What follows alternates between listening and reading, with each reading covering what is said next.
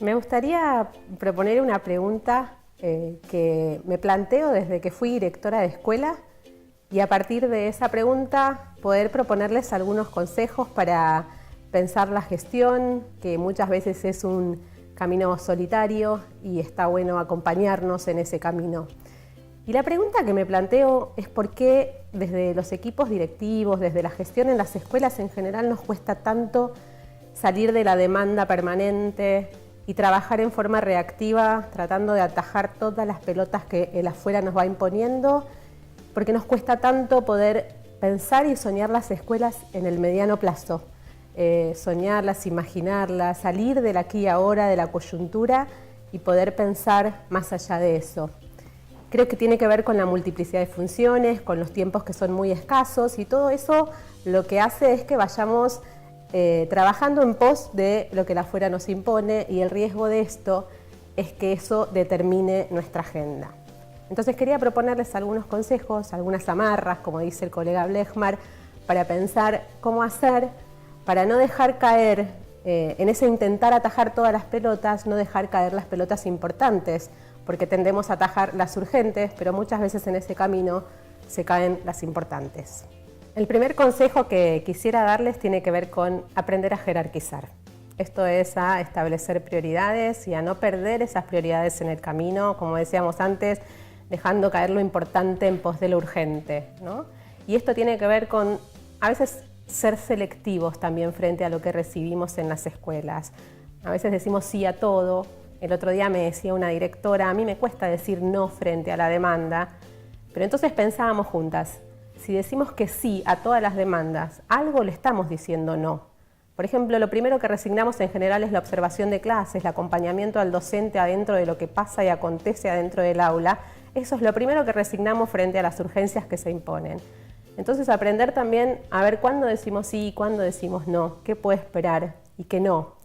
Y romper un poco esta lógica acumulativa que guía todas las decisiones institucionales, que a veces suponemos que proyecto más proyecto más proyecto va a garantizar calidad y en verdad esto no es así. Y en vez de preguntarnos todo el tiempo qué más o qué agregar, a veces animarnos a preguntarnos qué menos también o qué habrá que sacar para que esto nuevo tenga lugar, qué lugar vacío habrá que dejar para que acontezca lo nuevo. El segundo consejo tiene que ver con planificar. Esto no es ninguna novedad porque los docentes, los educadores estamos acostumbrados a planificar desde siempre, nos formamos planificando. Lo más difícil, desde mi perspectiva, es que esa planificación nos sirva, porque en general la planificación va por un lado y la realidad va por otro, y entonces sentimos que nunca estamos cumpliendo con esa planificación, sentimos también una cuota de frustración frente a eso, y terminamos haciendo de la planificación una carga burocrática más. Cuando la planificación lo que debiera ser es una herramienta para gestionar, algo dinámico, que nos sirva, que dé respuesta al contexto y a lo que va aconteciendo. Por eso la propuesta es aprender a planificar desde lo que necesitamos, partiendo de este contexto para darle una respuesta lo más ajustada posible.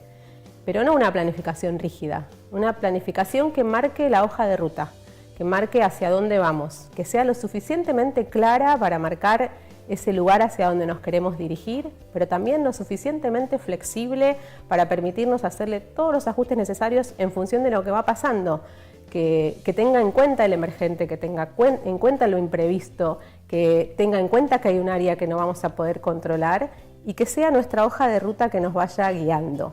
Y en este sentido me parece que tanto el plan de mejora como la agenda del director son los dos instrumentos de gestión que nos ayudan justamente a esto, a no perder el rumbo. El tercer consejo tiene que ver con aprender a abrir el juego.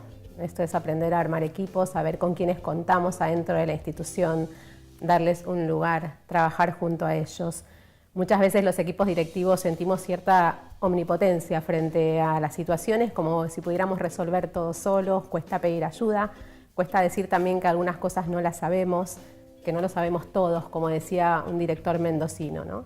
Y esto tiene que ver con justamente darle el lugar al otro. Cuando hablamos de parar la pelota, un director formoseño me decía el otro día, bueno, parar la pelota y ver a quién hacerle el pase. Y me parece que es una imagen interesante para ver con qué otros contamos adentro de la institución.